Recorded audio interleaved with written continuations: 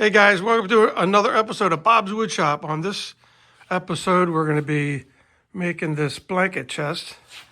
And I just love these soft closed hinges. Look at that.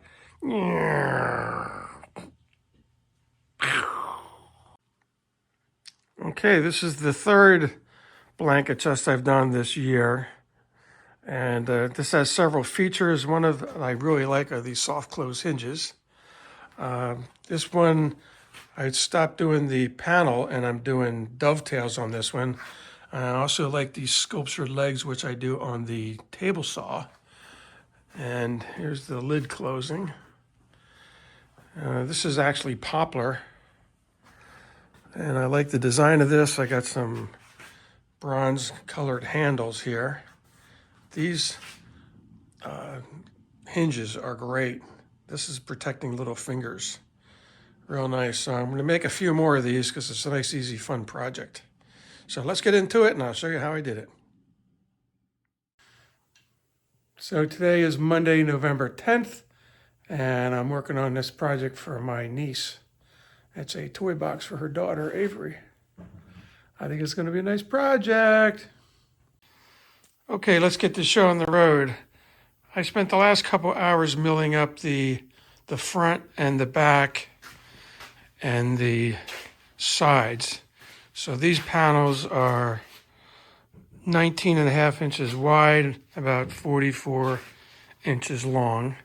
And I didn't really want to show you all the milling process, but I ended up filling my trash can 3 times because this wood started out at a full 5/4 thickness.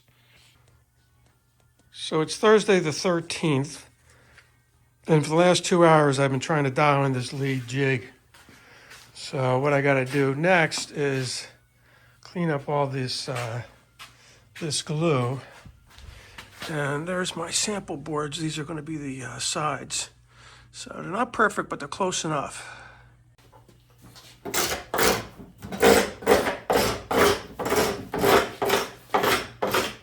What's more fun than seeing glue being scraped? Ah! Let's cut these to width.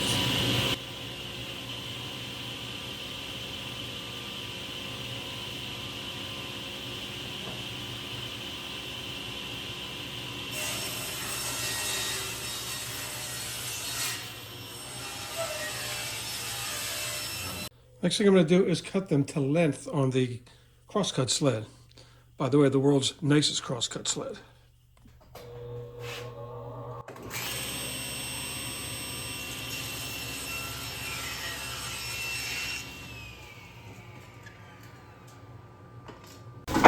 Okay, these pieces need to be 18 inches long on the final dimension, but I'm going to make this kind of in the middle. Right now this is at 45, and just in case I make a mistake on the lead jig, I'm just going to cut this in half for now. Do one side, make sure that's okay, then I'm going to do the final dovetail. The tails are going to be on this side.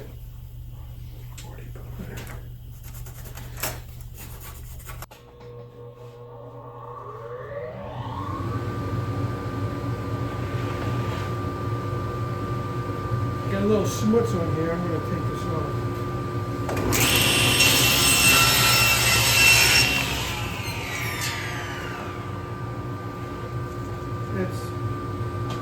That's some pressure from the clamp. I'll do this again.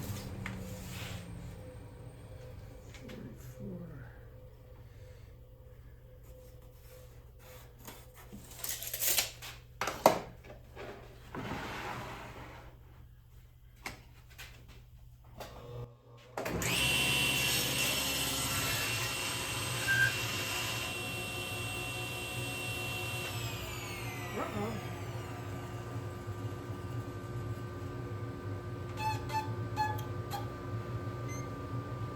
Don't expect that there.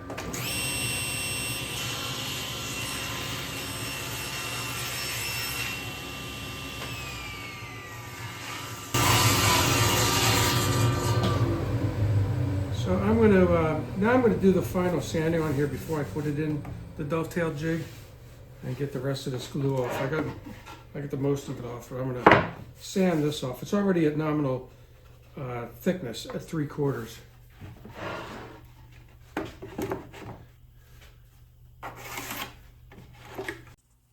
Well, son of a bitch. I'm trying to do a couple things at once, and I just cut either the front or the back in half. So now I only got that one. Luckily, I got some more wood, and I can glue one up and fix that. Oh, don't go too fast. Measure twice, sometimes 3 times. Cut once. Okay, so I'm ready to do the tails on the front. Like I said, I just cut the back in half. Dumbass. And this is most certainly not a tutorial on how to set up the lead jig, but I have it in tails mode. You do the tails first, and then you dial in the pins afterwards.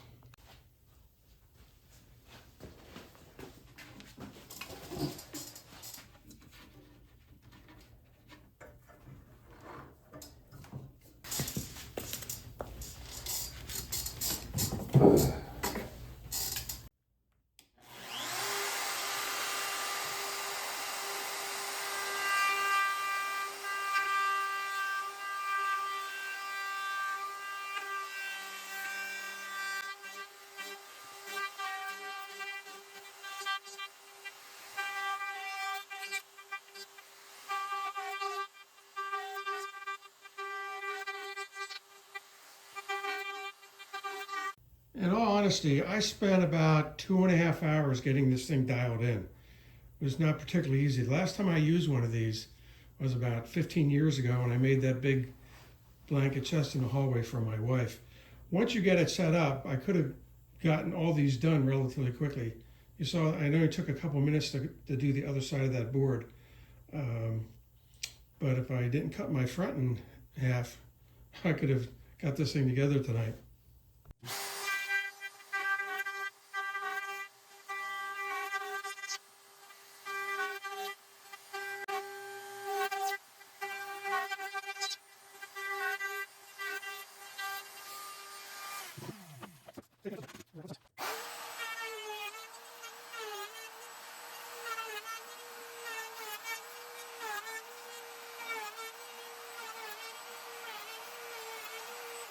I would suggest when you're doing this is to set up 2 different routers.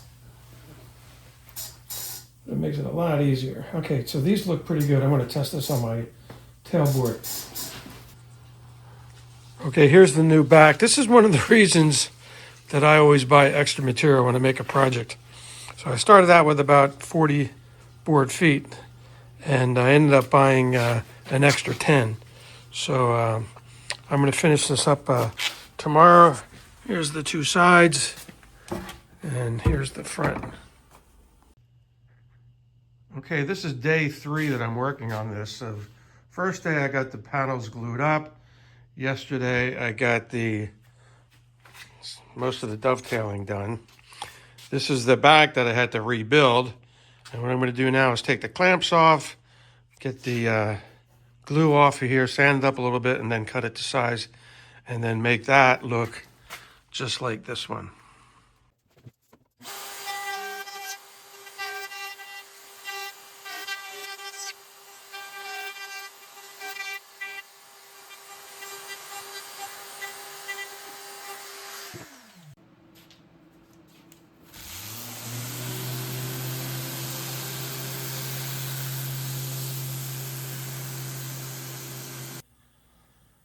Okay, here's the glue up. I didn't really feel like videoing that because I got my hands full with the clamps. Did a dry fit, got it together. I got 1, 2, 3, 4, 5, 6, 7, 8, 9, 10, 11, 12 clamps on this thing. And yeah, it's looking pretty good. Dovetails pretty much self-square themselves. And we'll be back at it tomorrow.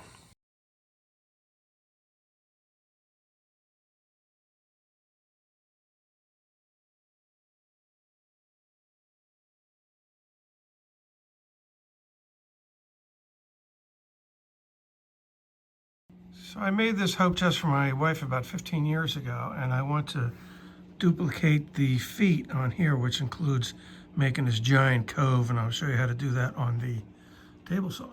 Okay, let's do a little gluing up. Again, this is going to be for the feet. I don't have wood thick enough to do that feet pattern. So I'm taking some of this excess wood here. I take some of this excess wood and laminate these two together.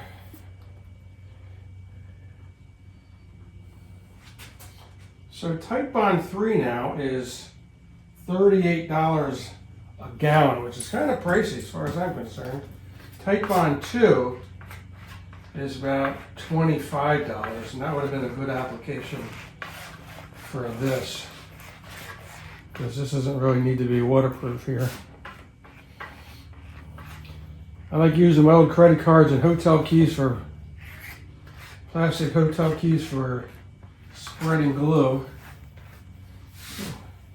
You probably save some money, but didn't put so much glue on there. Ha!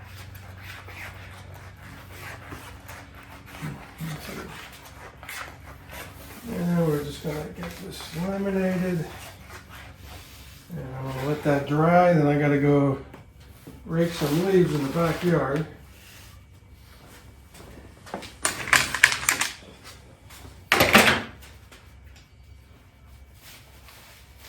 So this is how you add wood to wood.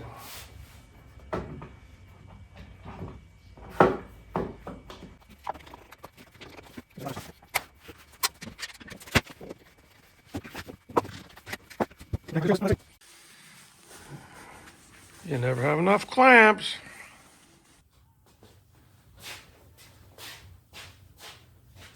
Okay, I'm going to put some cleats on the bottom in order to attach the bottom. So a little bit of glue and some 23 gauge pin nails will work just fine in this application. And the bottom obviously is going to rest on this.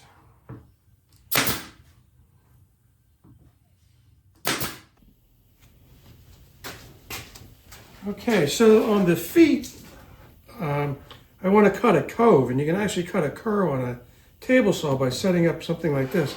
First, you set up a little parallelogram, and what I did, this is 4 inches wide. I want to cut a 3-inch scoop on here, cove. So I set this up for 3 inches wide. I'm going to run the wood across here like this, and I want it to be 5/8 of an inch deep. So I set this first at 5/8 of an inch. Now I'm going to lower that and slowly run this across the blade. And I'm going to take about 5 or 6 different passes because you want to do this really slow. So you set up an auxiliary fence like this, and then like that. So let's see how this works.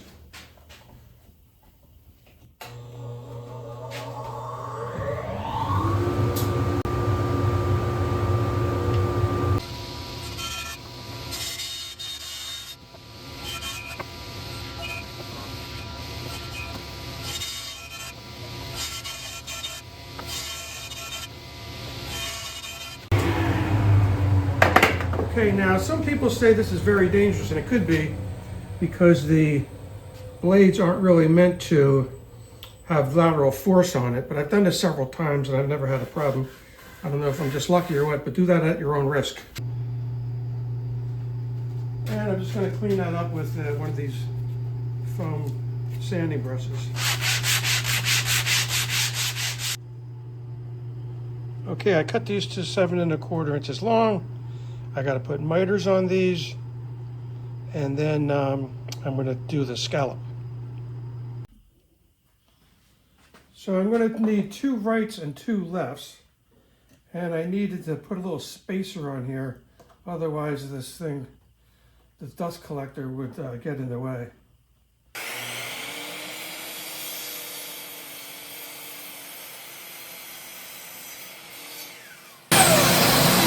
Then I'm going to readjust and do left-hand cuts.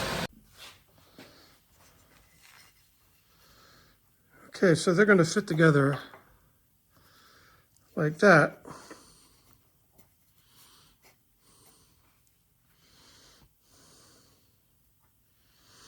Now I got to do the scallops. Okay, I made a pattern.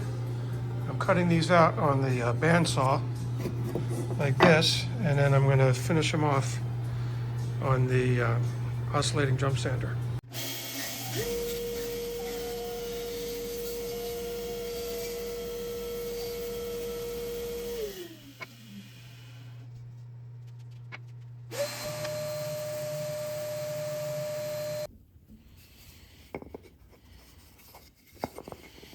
Okay, it's supposed to look like that. And that's what happens if you're paying attention and you don't make a mistake. And if you make a mistake, I cut that scallop on the wrong end. I cut it on the miter instead of over here, so now I got to remake those parts. Okay, so it's Monday, November 17th. This is the 6th day I'm working on this. I'm gluing up the top over here. And I got a little bit of variance on here when I'm gluing, and so I'm just going to put some biscuits in there to help align.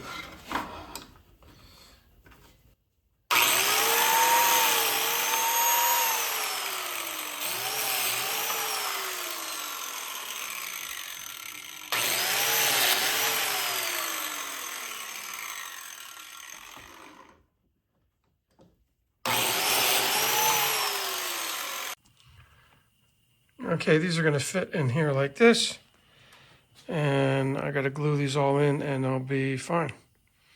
Nice flat board. Okay, the next step of the process, I want to make a drawer that's going to slide back and forth at the top of that. I still got to put the legs on over there. And there's enough wood here in order to make that drawer. This is the part of the front that I cut in half by mistake. And then I'm going to do some dovetailing for half-blind dovetails on my new Porter cable dovetail jig. Okay, so I got this set up.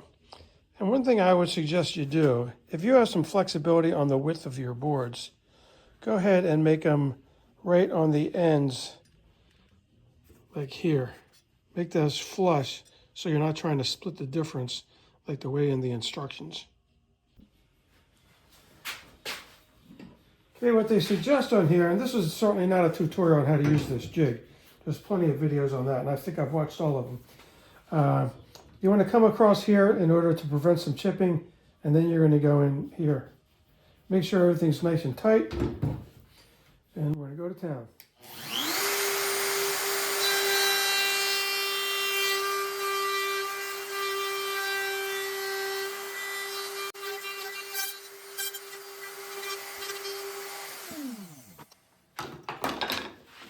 So if you do what I suggested, this is a good way to get this equal and this equal if you get these boards right on the edges of the fingers. So try that next time you use this.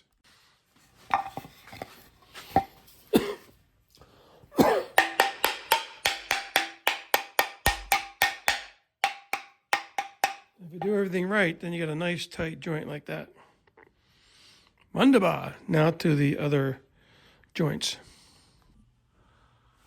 Okay, moment of truth. Okay, moment of truth. This is the first time I've actually used this jig, so I'm kind of anxious to try this. I did my lead dovetail jig many times over the years, but this is the first time I've done half blinds. So I'm going to clean up a little bit of the fuzzies. Obviously, this is a test fit. I still have to cut a groove in the bottom.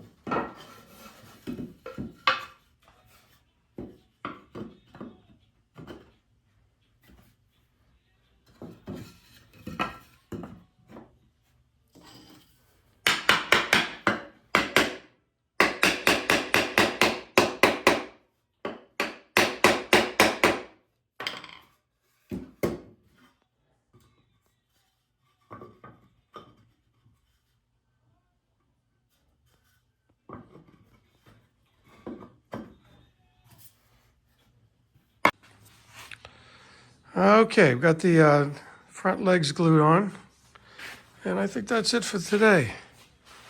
Did plenty, and should be good. Do the back legs tomorrow. Okay, I got the legs in, I've Craig screwed them in, plenty of support here, and this might be even overkill with all the gluing and screwing I did there, but I'd rather have it have the ability to have first strike capability. Today is November 18th. It's the 8th day I'm working on this project. To recap yesterday, I went over to my buddy's house and used his 20-inch planer to get the top all nice and flat. This is going to be the front of the top. I'll show you that later. I got the drawer assembled and sanded. That's looking good. And I got the feet in. So they're all nice and tight. Now today I'm going to work on the top, and I'm not going to video that part because I've already made 2 videos recently on how to make a breadboard top. And I'll link them in the show notes so you can see how I'm going to do that. But I want to get moving today, and I'm not going to be recording. Okay, I'm going to show you how I did the breadboard ends. On the last 2 projects I did like this, I used the table saw. This time I'm going to use the router table.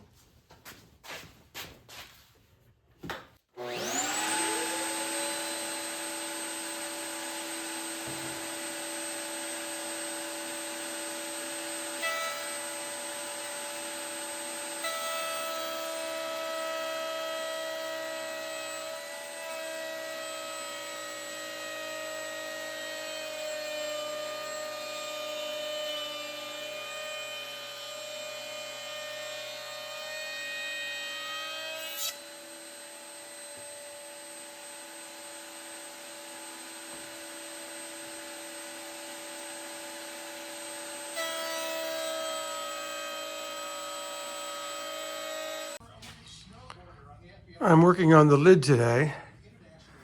This has something called breadboard ends to prevent the board from cracking and splitting. A little bit tricky, but I can handle it.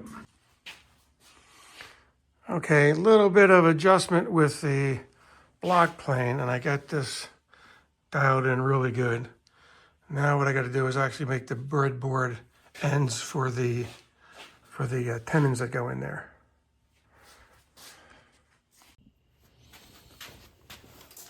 Okay, I laid out the tenons, so I'm going to take this out, this out, this out, and this out. I'm going to leave this, this, and this, and that'll allow the board to move back and forth.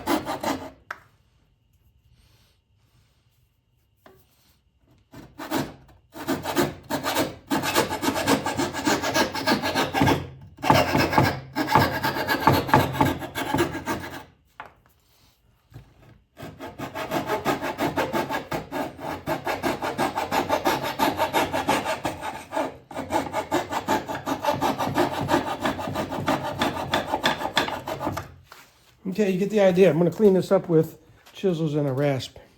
So if you're an experienced woodworker, you know you do this breadboarding to adjust for seasonal movement when the big panel like this is moving back and forth. And this would prevent the board from splitting or cracking or hopefully cupping also. One other thing, when you put this together, you don't glue these joints, otherwise you're locking it in. So we're going to do something called a tenon pin with a dowel. Okay, to fasten this onto here, again, the whole idea is not to glue these surfaces. And what you have to do is put a little bit of glue at the bottom, at the bottom of this hole and at the top of this hole, but not on the dowel. So put a little glue here, a little glue here.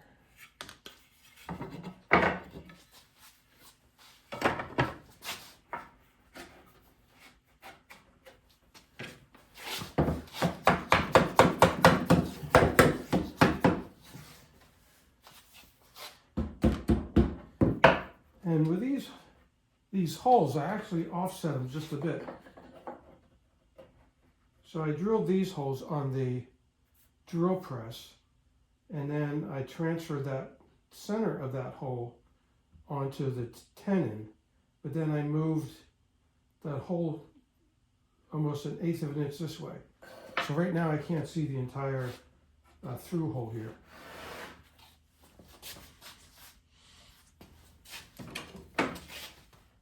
And what happens is this draws this into here. Make sure I still got it.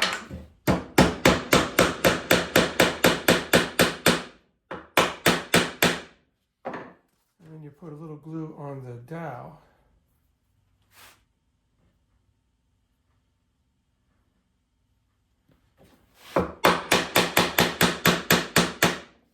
And that draws that in nice and tight. So that's how you do that.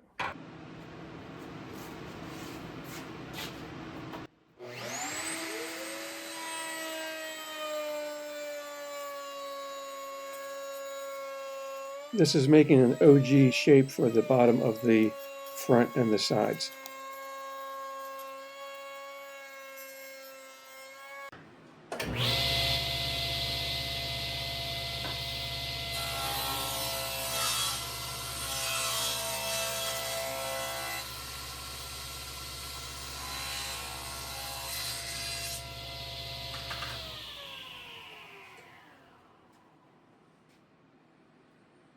I think that'll be good. Now I got to make a whole bunch more. So we're coming down to the end of this. It's a couple days after Thanksgiving, and it's time to put the it's time to put the hinges on. So what I strongly suggest, if you're using these types of hinges,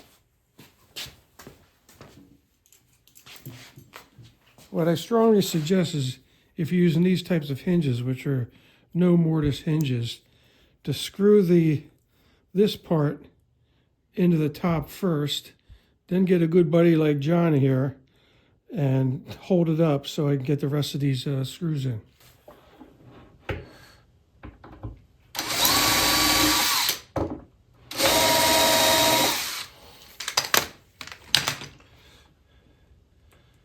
Doing this by yourself would be difficult. I guess you could lay it down and try to do this, but if you got a good buddy like John Cook here, it makes it a lot easier.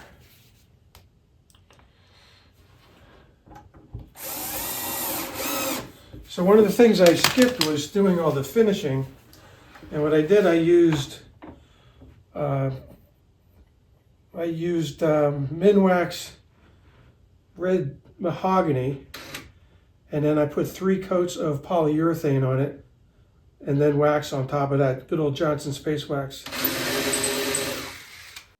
So the video was getting to be about half an hour long, so I shortened it up. But these are the photographs of my niece Julia, her husband Zach, and baby Avery, and they came up yesterday from Pennsylvania to pick up the toy box. So this was a real fun project. This was, again, made out of poplar with Minwax stain on top of it. Real fun project, and I hope you guys love it. Bye. Thanks for watching.